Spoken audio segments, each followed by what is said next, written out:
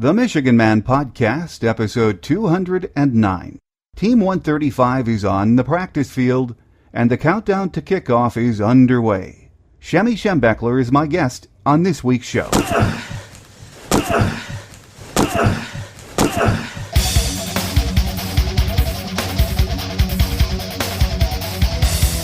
This is the Michigan Man Podcast on GBMW Go Blue Michigan Wolverine, for Wolverine fans from coast to coast.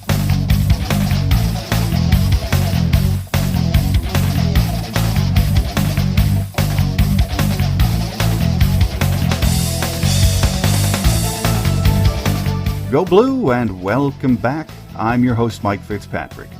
Team 135 reported to Ann Arbor over the weekend, and as we record today's show, they are hard at work in preparation for the upcoming season. Today marks our return to weekly programming, which is August through April, so I hope you'll tune us in each week. On today's program, our guest is the closest thing we have to Michigan royalty. Shemy Schembechler, son of legendary head coach Bo Schembechler, will join me in just a few minutes on our Michigan Game Day segment. As always, Shemy is a lot of fun to have on the show, and I think you'll enjoy hearing what he has to say. First, a few Wolverine news and notes to get us started. Kickoff time for the App State game on Labor Day weekend is set for 12 noon and will be aired on ESPN2. As hard as it is to believe, ticket packages are still available.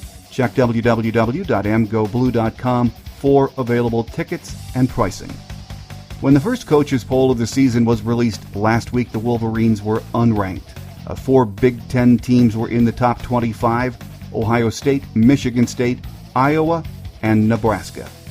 The athletic department has announced that fans will enjoy improved cell coverage in the Big House this season. Not being able to use your phone has been a big complaint over the years, but new towers are in place, and AD Dave Brandon says fans will find it much easier to make and receive calls and text messages from here on out. Shemy Schembechler knows Michigan football. We all know that. He's lived it his entire life. He also knows football talent. He spent 16 years as an NFL scout, so he knows how to evaluate football players. Shemy is coming up next on our Michigan Game Day segment to discuss what he's doing with his life and, of course, give us his insight into what he thinks of this year's Wolverines. Stay with us here on the Michigan Man Podcast on GBMW Go Blue Michigan Wolverine.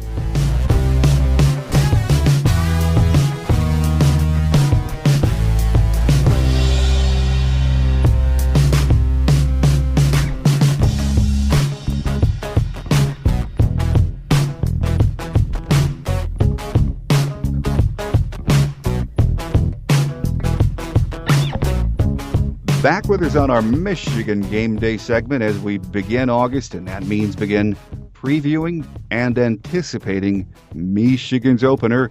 Our guest is Shemy Schembechler. Shemy, great to have you back on the show. Mike, I will always be there when you call. Well, and we appreciate that. So it's been a great summer, Shemy, but are you getting excited? As always, you know, I get people on the phone with this new job that I have, and I always talk about football, the greatest game ever invented.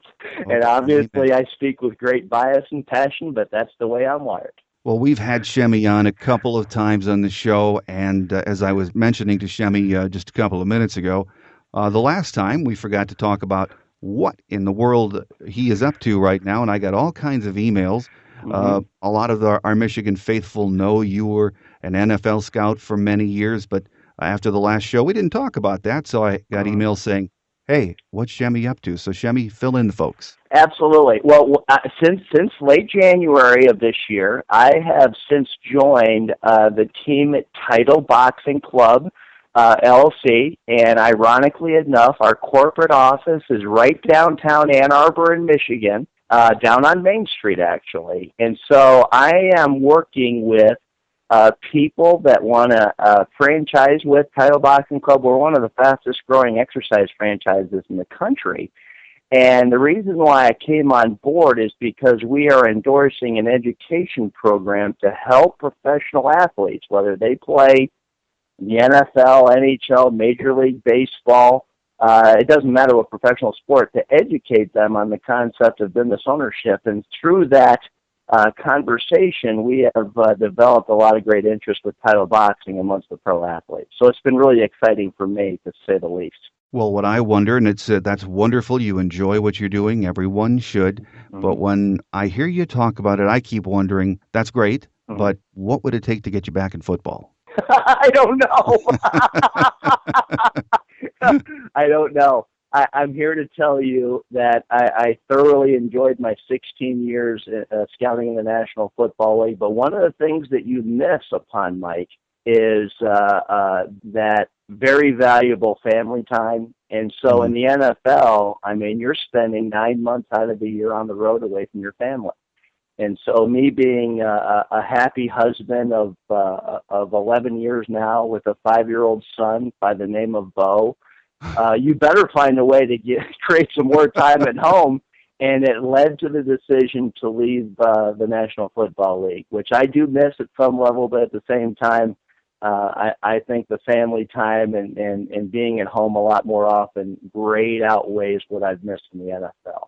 And I know the last time we talked, or one of the times that we talked, you said that's exactly advice your dad gave you too, wasn't it? That it's a crazy profession, whether you're a recruiting coordinator, a scout, a coach.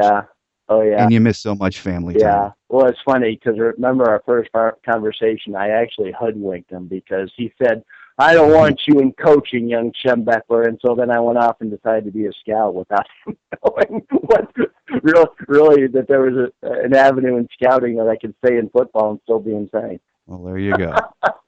Well, now we've updated what Shemy's doing, so let's get to the meat of it here today, Shemy, which is it's the first weekend in August. Team 135 is headed to camp. They're coming into Ann Arbor this weekend. Practice gets underway on Monday. Fans are just absolutely chomping at the bit for Michigan football talk. But, man, there is a lot of work to do in a very short period of time to get ready, isn't there? You're absolutely right, Mike. And the truth of the matter is it really speaks to the skill set of our coaching staff and Brady Hoke in being able to organize practices and meeting sessions so that they can make the most of every minute, every second, and every day, starting this weekend when they report for practice for the first time. Well, Shemy, we know Michigan fans are concerned about a lot of things when it comes to this team. It's a young team. We all know that. But I'm going to sort of boil it down to the 5 questions that I hear most often. And the first one, and believe me, I wish I had an answer for this, is the offensive line going to be improved this year? It's a very interesting dynamic, Mike, because no one is here to doubt that we have some talent on the inside there.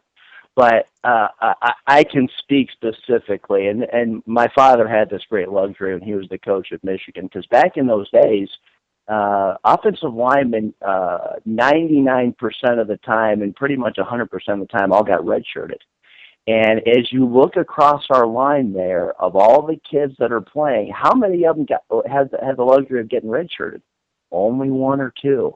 And so it speaks to their development, number one, and also to their confidence at some level, because a lot of these guys got thrown into the fire just because our numbers weren't all that great. And I'm here to tell you that we're here in year 2 and year 3 of really doing a good job of developing depth on the offensive line. I don't think lack of experience should be used as an excuse anymore when it comes to the production out of that group.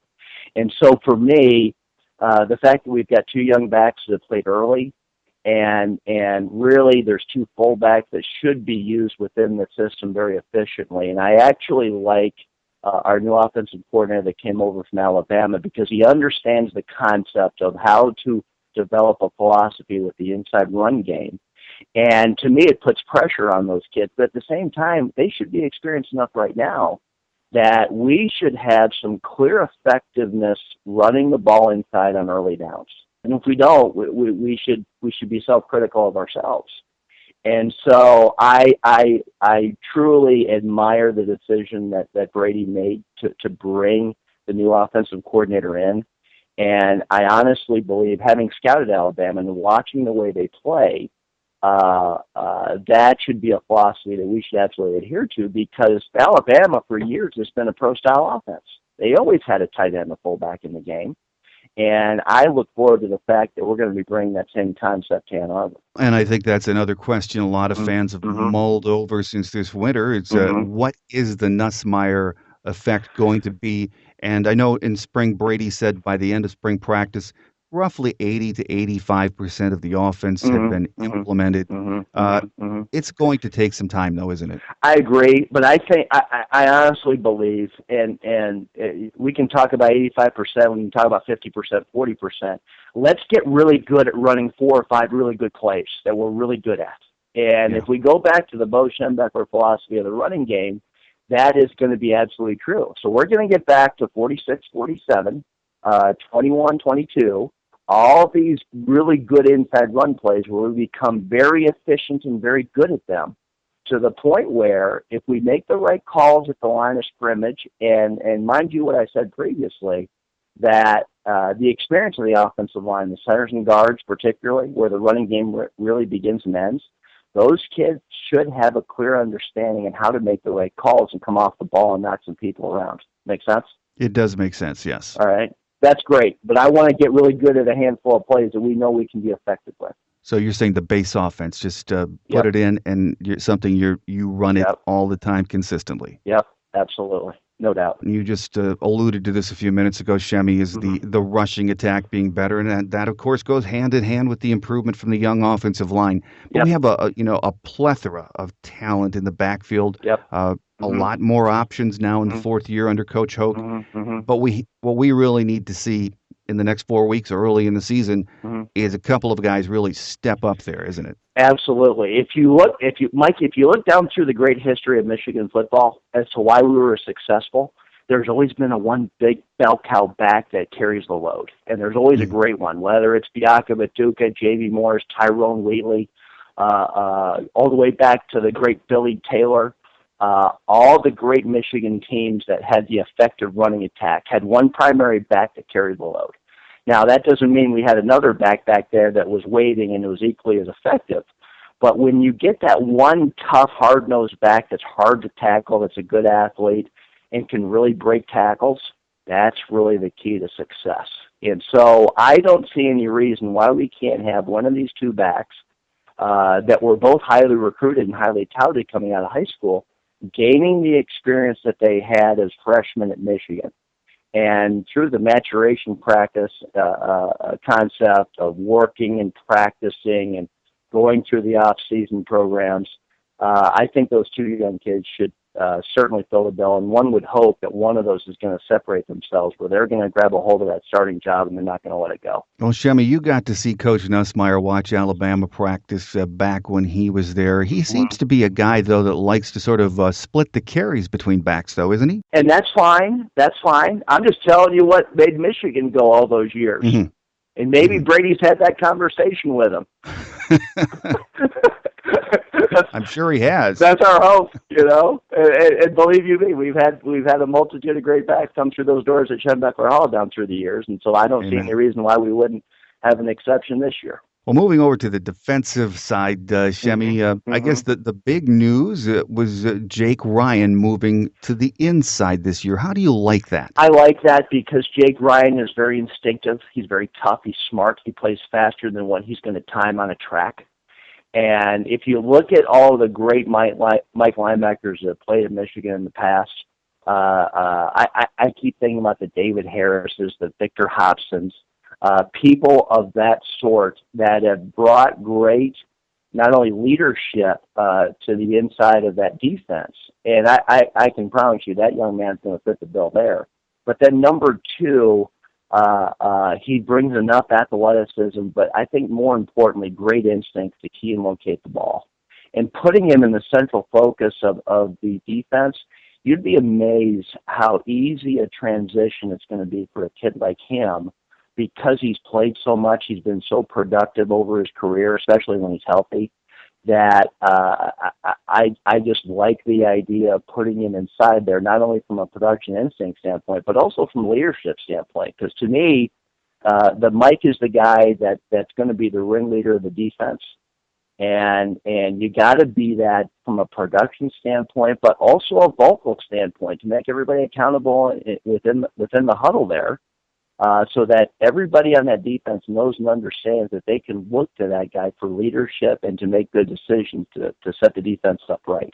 And I like what Coach Madison said after a spring ball. He said, the thing that he liked best about the move was when you had Jake on the outside, teams could run away from him, and they did. Right. But now Right. they can't do that. Right. Absolutely. Well, as long as we keep things clean for him in the middle, that he can run and go chase it down. Because playing Mike provides its own interesting challenges unto itself. But the way a Mike linebacker can be effective is that those guys up front are doing a good job keeping people off of him, so you can go chase the ball down. Well, last year on the defensive side, Shemy, we were ranked number 64 nationally with 25 sacks. And one of the questions I hear all the time is, will this Michigan front be able to generate more pressure this year? That is going to be huge. I think if you and I can answer that, Mike, we could run for president.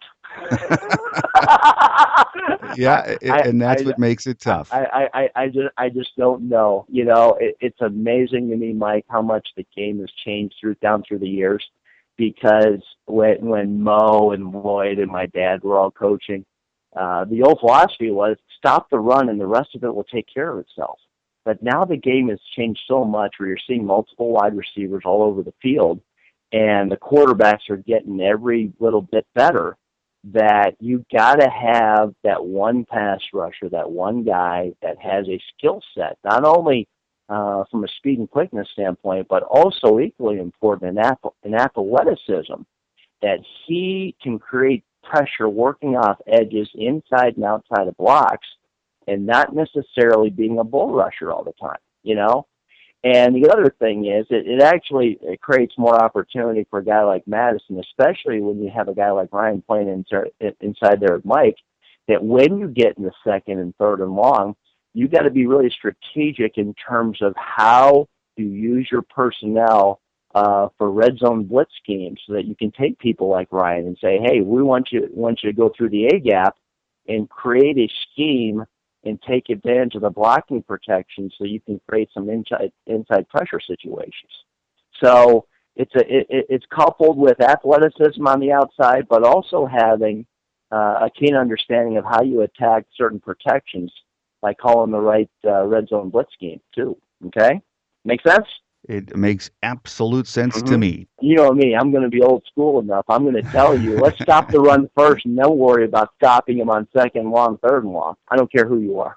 As far as getting pressure and answering that question, though, Shemy, as you said, we could run for president if we could answer that. But, one guy, when I look at that defense, I know you don't want to try to scheme too much to do that. Right. You'd like to create on your own or have players that can create. Frank Clark is the guy to me that just jumps off the pages, being a freaky athlete that should be able or could be able to do that. Oh, yeah. Well, Frank's gotten his weight up a little bit, which I think is actually good, because he's got great length, he's got good power and strength in his hands, and to me, he's a good athlete. He's not a great athlete. There's going to be a difference there, because one of the luxuries I had scouting the NFL, you saw some unbelievable athletes rushing off the edge. And to me, Frank, if you put him in the right situation, so to me, if you put him at a 6 or a 7 technique as opposed to splitting him out in 8 or 9 technique where he has to use his speed and athleticism, to me, he's better with his hands and using his own leverage against his opponent to create pressure more from a tight position. And I'm looking forward to see what Frank looks like physically on the hoof when you show up for that first game, because I want him to be more of a power rusher than anything. And so if he can use that skill set that he already has and develop a toughness and a physicality about him, he'll have some chance as a pass rusher, but it shouldn't be the end-all, be-all of our entire pass rush scheme. Well, another question, Shemy, and Yes, sir. we get this a lot, is how is Michigan going to fare in the road this year? We know we're 6-8 under Coach Hoke in true road games over the last 3 years, and this year's schedule on the road doesn't do us any favors, does it? I would tend to agree. We got to go to Notre Dame. We got to go to Michigan State. We have to go to Ohio State. Those are all going to be critically important games to our success early and late. I think more importantly, in all honesty, it's more of a team mentality than anything. You know what I mean? That when you face some early adversity early in the season and you develop a mental toughness about yourself, that it's you against the world going on the road like you do. But it goes back to the basic recipe that what you do on early downs, both on offense and defense, to establish the tone of the game and take control of the game on the road and take the home field advantage for your opposition, that's going to be the best way to achieve any type of success on the road, no matter who you're playing. And I like the idea that when you go into game situations like that and you make the game short by running the football effectively, and usually offenses are going to be more comfortable playing at home. If you give them less snaps at home, you're going to have a much higher probability of success. And so if we take on that philosophy that we're going to run the football down your throat and shorten the game and make less snaps out of the game, we're going to be much closer in all those difficult road games than otherwise than what we faced last year. Does that answer your question? Absolutely. It's Okay. and we all know that holds to be true. We just we Yeah. want to see it happen, don't we? Oh, So, absolutely. There's no doubt about that. Yep, no well, doubt about that. well, we all remember, Shemy, what your dad's mantra was: the Mm. team, the Yeah. team, the Yeah. team, and we all believe that, and we know it's true. Yep. Hmm. That said, there's some key individuals on both sides of the ball that really need to bring it big this year. And we talked Hmm. about Hmm. Frank Clark and Jake Ryan on the Hmm. defensive side. Hmm. On the offense, the Devons, Funchess, and Gardner need to raise their level of play, don't they? I absolutely, and I love Devin Funchess as an athlete. He's a rare athlete. He's got really good size. He can run. He's got great balance and body control. I want him to develop a much more consistent mentality, not only catching the ball. I think a lot of his issues arise out of concentration and focus.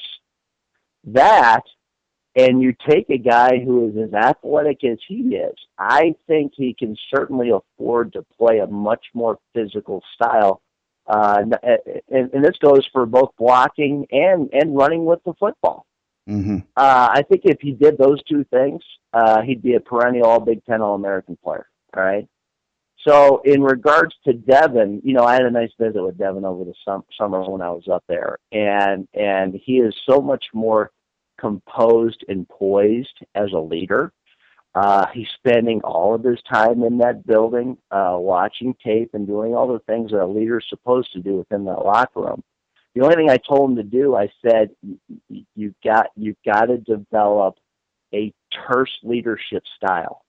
He's a really nice kid. He's exceptionally bright, but he's got to be one of these guys to take a teammate by the face mask and say, "Hey, we got to get things going right now," and develop that sense of urgency out of his own person, and basically parlay that into the rest of his offensive teammates. If he can do that, and I honestly believe that he can, that we're going to be a better football team. But mind you, we're going to go back to the old concept. We have to find him an effective running game, because if he has an effective running game, he'll be a much more effective quarterback at the same time. Look at the numbers the kid put up last year, running for his life I a know, lot of the time. I know, and I like to go back with the concept of the play action concept. You run the football, and you want to throw the ball downfield every now and then. Play action is a pass play that uses the run to set it up. And so if you have your running game really going, it's amazing how well you can protect the quarterback when you want to throw when you're running the football. So if we put those two concepts together, my hope is that Devin's really going to take a giant leap forward for the quarterback position for Michigan this year. Okay? Well, on the defensive side, though, Shemy, we've already talked about Jake Ryan and what he means to the team. Who else on that defensive side do you think has to step up and make big improvements this year? That's a good question, Mike. I think you got me on that one, buddy. I'm hearing really good things about how our secondary is developing. That we're getting some pretty good talent. They all tell me how great this freshman's going to be, and he's going to play a lot next year. what's his name, Mike? I forget. Jabril Peppers. Jabril Peppers. And so they say he's going to be the next Charles Woodson. Well, we're going to find out if he's all that good. But I can tell you that if we don't stop the run as a team, we're going to have a tough time stopping anybody this year. And so I don't see any reason why we can't do it, because I went through there through 2 days last year, and we've got enough size and physicality and toughness up front that if we play disciplined football and know how to play our gaps inside, and this is especially true not only for Jake Ryan, but also the other guys that are playing in that core that, quite frankly, played too early last year because none of them got redshirted. I think you can take on the same philosophy with our interior offensive line as you can with our interior linebackers, and so that's my hope. I mean, you know what? This is what it makes me think. Do you remember how terrible our '84 team was, Mike? I do. Well, we do remember. We were 6-6, okay, and nobody expected us to do anything in '85, and we went out and won every game except for 2. And we had one of the top-ranked defenses in the country. As a matter of fact, we were number 1 in scoring defense and run defense in 1985. How many All-Americans were on that team, on that defense? Do you remember? 1. Mike Hammerstein was the only one. And so you have this philosophy of all these no-name guys that nobody thinks are any good. And then you put a defense together and you tell everybody else, we don't care what you think. We're going to be the number 1 ranked defense in the country with only 1 All-American. Why can't we do that again? That was a beautiful defense. Yep. Well, and it is possible, and we've got the guy at the helm on that defensive side, Greg Madison, who knows how to put those pieces together. Absolutely. Yep. I honestly think we're on the right track. I honestly think so. I just like the fact that nobody talks about Michigan. And what better way to motivate your team when everybody else is talking bad about you? And I see all the same things that happened with the '85 team when they talked about how horrible we were in '84, and they all picked us to finish in the back half of the Big Ten Conference. Well, there's no better way to motivate your team than to do that. And quite frankly, all those kids in that locker room, as well as all those coaches, I would hope that they're going to carry a huge chip on their shoulder with that concept alone. Well, absolutely. I know I got several emails last week when the coaches' top 25 poll came out, and people were emailing me saying, "Can you believe it? Well, we're not even at the bottom of the top 25." Hey, and I said, you know what? It'll take care of itself. Exactly. Yeah, if we start winning games, they'll change those rankings in a hurry. Well, you know, Shemy, just some general conference items. Big Ten is now 14 teams heading into this season. I know we're all old school guys, too. This is a big change. Do you like these changes? No, I don't like it. Because the truth of the matter is they never asked any of the coaches their opinion before adding these teams. And that's been true down through the years, even when we added Penn State. I can assure you nobody asked Mo and nobody asked my dad what they thought of it. And when you go about making decisions like that and you don't confer with the people that are going to take part in that conference realignment, you're making a huge mistake. And the truth of the matter is I don't like having 14 teams because all it does is water down the decision-making process for who's going to be your champion every year. Because you don't play enough people. If you're going to play 9 conference games and there's going to be 3 or 4 teams in your own conference that you don't even play, to me it waters down the decision on who is going to be competitive enough to win your conference. Hey, did you see what Gene Smith said the other day? No, I didn't. It was in the article. He says the reason why Rutgers and Maryland are in the Big Ten Conference is all because of money. Now, what kind of answer is that? And I'm here to say that he's exactly right. When you make decisions like that, I mean, how do you expect people to have a positive feeling about your conference when all you make is decisions on your conference based on money? You can't do that. It's here, so we have to face that. And now that it is here and we have 14 teams, 2 conferences, the East and the West, how do you like the divisions that have been created? I think from a geographical standpoint, it makes sense. But from a competitive standpoint, it makes almost no sense. Because all the good teams are playing in the Eastern Conference. And this is nothing against Nebraska and Wisconsin and those guys in Iowa. They've all done a good job over there.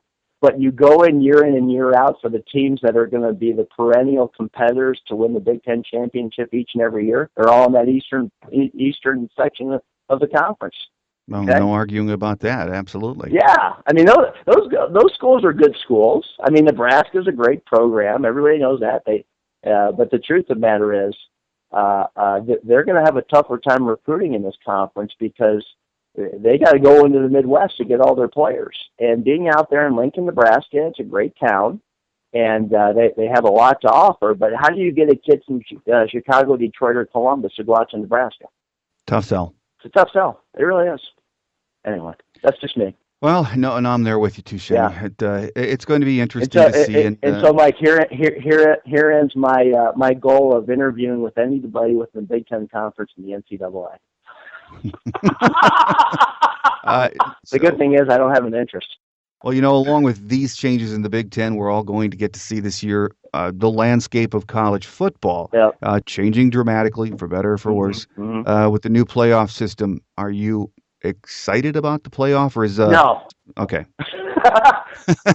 I want Michigan to play in the Big Ten Conference and compete for the Rose Bowl. That's what I want. I want to go to the Rose Bowl. All this business about creating these bigger conferences where you're watering down the league and you're actually not helping the perennial members of the Big Ten Conference achieve a level of excellence that we're comfortable with. And when that came to Michigan, he always said those who stay will be champions. Well, when you make the league that big, and the chance for playing a bad game or making a mistake and losing a game is going to cost you a chance to go to the Rose Bowl, with the amount of games that we're playing now, to me it becomes so much more difficult. And I think you can say that about the Big Ten Conference and make an argument about how conference realignment all across the country is going. And I think we could safely assume or say that the decision to go to the 14 playoff is all about cha-ching. Yeah, absolutely. There's no doubt. Yeah. I think something that would be healthy for college football is, and obviously this is never going to happen because I'm living in La La Land, is limiting how much college football is put on television. Mm-hmm. I just think that if we could figure out a way to do that, I honestly believe the authenticity of the game, the conferences would go back to their original base model, and we wouldn't have to have all these games on television day and night, and really putting the student athletes and the kids that are playing this game in a great position of I mean, they can't. It's hard for them to go to class on a regular basis. I'm tired of night games. I'm tired of weeknight games. And when you have these conference realignments, you're forcing the smaller conferences to do more drastic things to try to compete with those guys. And so I hate the concept of having the Mid-American Conference in the month of November playing on Tuesdays, Wednesdays, and Thursday nights. That's totally unfair to those kids. A lot to not like about what's happening. Yeah. And you know what I think about too, Shemy, is we've got the 4-team playoff, and people are saying, we're finally going to get it right now. But do you really believe that? No, you're going to make arguments until the cows come home. There's always going to be something to complain about. And so we can go back to any game that was played that you thought you were wronged or something like that because some official made a mistake. There's always going to be something else that somebody wants. And so to me, the great thing about college football, especially when I was a kid growing up, is that here's our season, here's our team. We won the Big Ten Conference. We're going to the Rose Bowl. Oh, we dropped a tough one. We thought we got screwed in this game. But that doesn't mean you go change the system because you're frustrated with one facet of it. I mean, there's going to be controversy in whatever type of athletic system or schedule that you put together, is the idea that it's going to be imperfect. And to me, you should enjoy the imperfection of how these leagues and these schedules and these teams are all set up to compete against each other. I mean, I remember Charles White and the Phantom touchdown from 1978, and I'm still upset about that, but that doesn't mean you change the system because you get mad about a certain call or the way something's set up. Does that make sense? It makes perfect sense. I agree with you. It just it appears that no one is listening to that kind of logic, is there, Shemy? It certainly doesn't seem like it. One last question, though, Shemy, on the getting back to our Wolverines. I don't know if you saw the cover of the excellent the Wolverine magazine preview. They do such a great preview every year. Yeah. On the cover is Devin Gardner, of course, and the headline was "Time to Win." Yep. And I know the team feels this way and the fans feel that way. Mm-hmm. Do you expect Team 135 is ready to challenge for the Big Ten title this year? It's hard because I honestly think until we beat Michigan State and put them on the defensive within our own division, we're going to have a tough time winning the conference. And so when my dad came to Michigan, and I think it bears a lot of importance in terms of how we approach the season and who the major rivalries are, is that my dad's goal was to beat Ohio State because Ohio State was the class of the conference. Well, quite frankly, Michigan State they've set themselves apart within the division as well as the conference because they know how to run the football and they know how to stop the run. And so for us to compete for the Big Ten, we got to go up to East Lansing and beat them. And so I can't speak with a lot of confidence in that area, to be quite honest with you. But I'm not here to say that we're not going to be any less motivated or any less talented than them. But we gotta say, Michigan State, you've earned that Big Ten championship, you've earned that Rose Bowl championship. But we got to take the bull by the horns and say we're gonna take you to task in your own stadium and beat you in your own stadium, and then we'll earn the right to compete for the Big Ten championship. Does that make sense, Mike? It does make sense. Yep. Earn it the right way. Yep, you earn it. And so I like the fact that nobody thinks we can do it. And that, to me, creates a very unique motivational ploy that we can use each and every day in Schembechler Hall. And when people disrespect you that way and they think you can't do something, there's no greater motivation than that. And so it's all dependent on the emotions and the passion and the motivational skill set of each coach and each player within that building. Well, 3 weeks from this coming Saturday, it's time to tee it up, and we can talk about it for the next 3.5 weeks, and we will. Mm-hmm. Yes, sir. And worry about it and dream about it, but it's right around the corner. Mm-hmm. So, as always, Shemy, it's been a pleasure having you on the show, and once we get the season underway, rest assured, we will get you right back here with us to talk more Michigan football and have a better idea of what we're looking at this year with Team 135. So thanks, as always, for your time, and we look forward to the next. All the best to you, Mike. Thanks for your time, and as always, go Blue. Go Blue. Coming up next, Wolverine Quick Hits as we wrap it up for another week here on the Michigan Man Podcast on GBMW. Go Blue, Michigan Wolverine.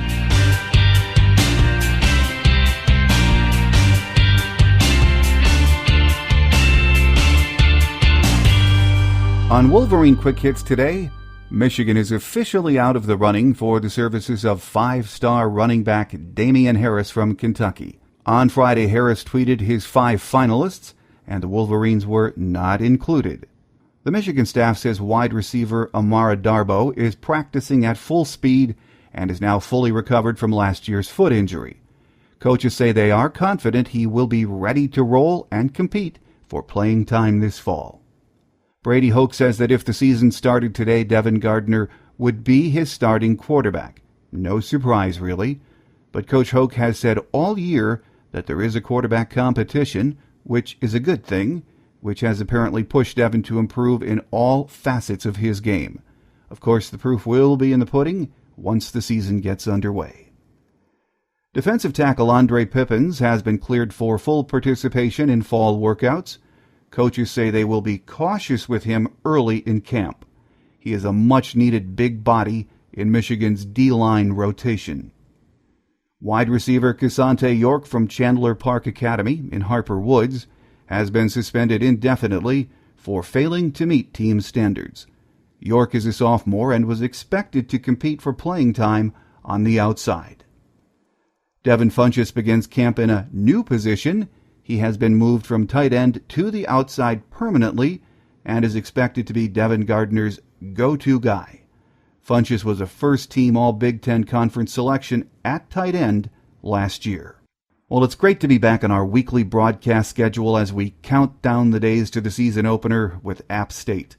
In the coming weeks, we will continue our team previews and get Adam Rittenberg from ESPN on for our annual Big Ten Roundup show. That's in the coming weeks. So we have a lot of great guests lined up in the coming weeks. So make sure you tell a friend about the show and then join us each week. Don't forget to visit www.gbmwolverine.com and become a member. It's that time of the year and you don't want to miss any Maize and Blue news. Membership is free and you'll have access to Wolverine football news and chatter 24/7. So check us out at www.gbmwolverine.com. This year there are more ways than ever to listen to the show. Our app is available in the iTunes Store, the Android Store at Amazon.com, and the Windows 8 App Store. We're also featured on Stitcher Radio On Demand and TuneIn Radio. Those are two free apps available to Apple and Android users. You can also listen for free on your laptop or desktop. Just visit iTunes, do a search for the show, and subscribe for free weekly delivery. It doesn't get any easier than that. We'd love to get your thoughts on anything Maize and Blue.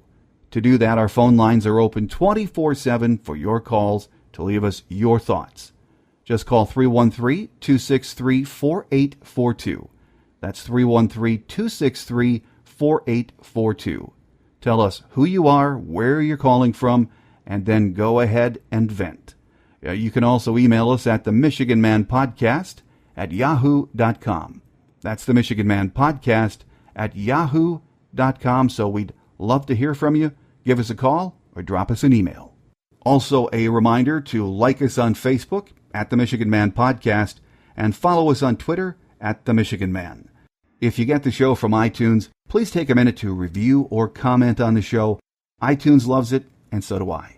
Thanks again to Shemy Schembechler for being my guest this week. We'll be back next week with more Michigan football news, so make it a point to join us again. It's a great time of the year for college football fans, Wolverine fans in particular. It's what we've waited all winter and spring for, so let's enjoy it. Have a great Wolverine week, everyone.